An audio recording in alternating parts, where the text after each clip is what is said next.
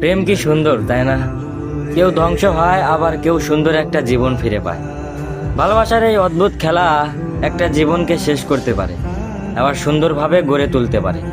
প্রতিটা চোখের পানি বলে দেয় কারো মায়া কতটা ভয়ঙ্কর।